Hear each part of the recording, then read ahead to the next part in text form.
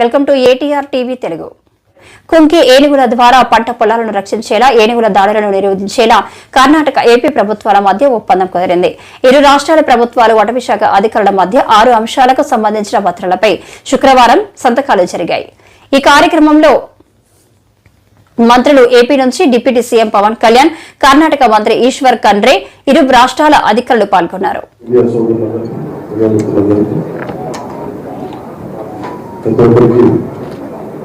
ఆంధ్రప్రదేశ్ ప్రభుత్వం తరఫున ముఖ్యమంత్రి శ్రీ నారా చంద్రబాబు నాయుడు గారి తరఫున అందరికీ నా హృదయపూర్వక నమస్కారం. గత సంవత్సరాలు దృష్టిలో తెలిసింది, మీరు ఎన్నో న్యూస్ రాసి ప్రజలు పడుతున్న కష్టాలు,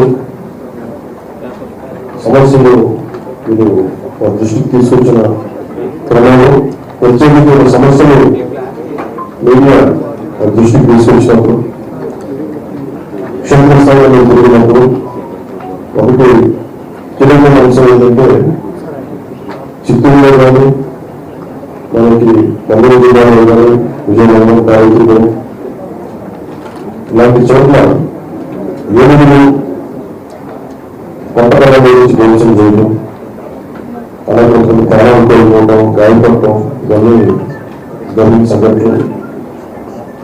మీరు బయటికి తీసుకొచ్చిన వీటిని అలాగే అనేక పర్యాయాలు నేను క్షేత్రస్థాయి పరీక్షలకు వెళ్ళినప్పుడు మా దృష్టికి తీసుకొచ్చాను. కొన్ని సంవత్సరాలు అందుకని విధానాన్ని ప్రాక్టికల్గా చూశాను.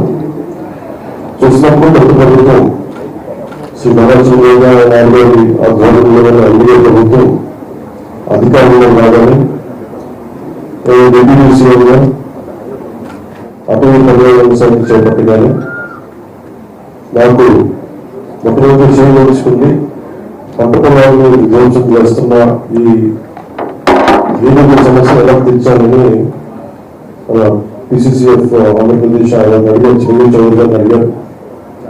అడిగితే ఇలాంటి బాగా ఎదుర్కోగలిగే సత్తా సమర్థత కర్ణాటక అటవీ శాఖ ఉంది. మనం మన అప్రోచ్ కొంత సహాయం చేసే అవకాశాలు ఉన్నాయి. వెంటనే మన చెల్లి చౌదరి గారు అది కాంట్రాక్టర్స్ సమకాలీన అటవీ శాఖలో, కర్ణాటక అటవీ శాఖ వెళ్తే వెంటనే స్పందించి గౌరవ అటవీ పర్యావరణ శాఖ మంత్రి శ్రీ ఈశ్వర్ ఖండ్రే గారి దృష్టికి తీసుకెళ్ళారు.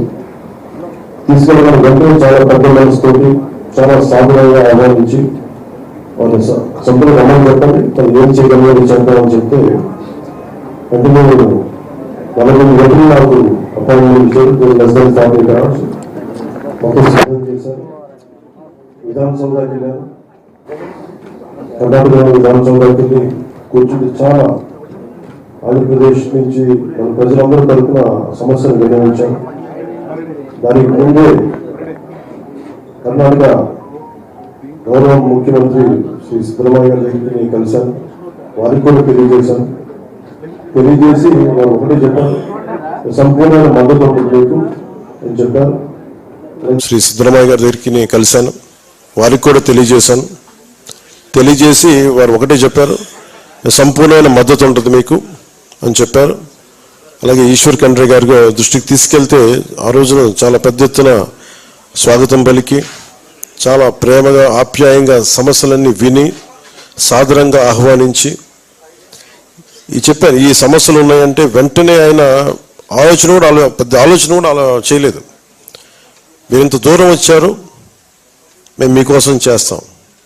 సో దాంట్లో భాగంగా నేను ప్రతిపాదించింది, కానీ మన అటవీ శాఖ, ఆంధ్రప్రదేశ్ అటవీ శాఖ అధికారులు, ఉన్నత అధికారులు ప్రతిపాదించింది ఇట్లా ఎలా చేద్దాం దీన్ని అంటే, ఈశ్వర్ ఖండ్రే గారు ఆయనే ముందస్తుగా తెలియజేసింది ఏంటంటే, ఒక ఎంఓయూ చేసుకుందాం.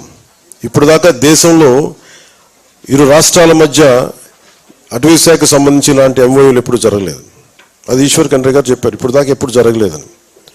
పొరుగు రాష్ట్రాల మధ్య ఇంటర్ డిపెండెన్స్ ఉండాలి, పరస్పర సహకారం ఉండాలి, దీన్ని ఖచ్చితంగా ముందుకు తీసుకెళ్దామని చెప్పి ఆ రోజున సమస్యలన్నీ మేము వారి దృష్టికి తీసుకెళ్ళాం.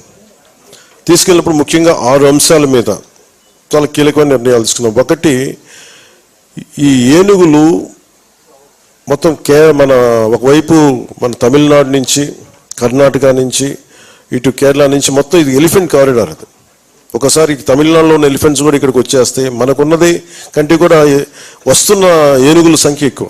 సో దానివల్ల ఏంటంటే వాటిని ఎలా చేయాలని దీని మీద ఒక ఎదుర్కొనే ఒక ఆలోచన విధానం, ఎలా ఎదుర్కోవాలి దీన్ని అని, మనిషికి ఏనుగుకి జంతువులకి మధ్య ఉన్న సమస్యను ఎలా అధిగమించాలి, వీటన్నిటి మీద అదొక ఎంఓయూ చేస్తాం.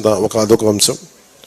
రెండవది, ఈ దీంట్లో ఈ వైల్డ్ ఎలిఫెంట్స్ని టేమ్ చేసే మన ఎలిఫెంట్స్ని కుంకి ఏనుగులు అంటారు. అలాంటి కుంకి ఏనుగుల్ని కర్ణాటకలో ఎక్కువ ఉన్నాయి. ఆ కుంకి ఏనుగుల్ని ఈ దసరా తర్వాత, మీ అందరికీ తెలుసు మైసూరు దసరా ఉత్సవాల తర్వాత చాలా కీలక పాత్ర పోషిస్తాయి అక్కడ ఏనుగులు. ఆ దసరా ఉత్సవాల తర్వాత కుంకి ఏనుగుల్ని కర్ణాటక నుండి ఇక్కడ తరలిస్తారు. అలాగే మానవ ఏనుగుల సంఘర్షణ తగ్గించడం కోసం ఈ కుంకి ఏనుగుల్ని మోహరింపు చేయటం, ఏనుగుల శిబిరాల సంరక్షణ, పోషకాహారం, వాటి ఆరోగ్యం వంటి విషయాల్లో ఈ నాలెడ్జ్ ట్రాన్స్ఫర్ని అందించడం, అటవీ నిర్వహణలో నాలెడ్జ్ ట్రాన్స్ఫర్ అందించడం మరియు ఈ ఇనిషియేటివ్స్ ఎలక్ట్రానిక్ పద్ధతులని పంచుకోవడం, టెక్నాలజీ ట్రాన్స్ఫర్. అలాగే అంతర్రాష్ట్ర సమన్వయం, ముఖ్యంగా ఇంటర్ స్టేట్ కోఆర్డినేషన్తో ఎర్రచందనం, వారికేమో మనకి ఎర్రచందనం సమస్య ఉంటే వాళ్ళకి మీకు శ్రీగంధం సమస్య వాళ్ళకు ఉంది. సో వీటన్నిటి మధ్యలో ఈ బోర్డర్స్ని చాలా అనుకూలంగా వాడుకున్నట్టు కర్ణాటకలో ఉండే స్మగ్లర్స్ కానీ, ఇటు మనకుండే ఎర్రచందనం స్మగ్లర్స్ కానీ, వీటన్నిటి మధ్య ఒక జాయింట్ టాస్క్ ఫోర్స్ ఒకటి పెట్టాలి. అధికారులు అక్రమ రవాణాని అడ్డుకోవాలి. అలాగే నిజంగా కనుక మనకి ఇలాంటి ఎంఓయూ కనుక గత ప్రభుత్వం వైసీపీ ప్రభుత్వం కనుక చేసి ఉంటే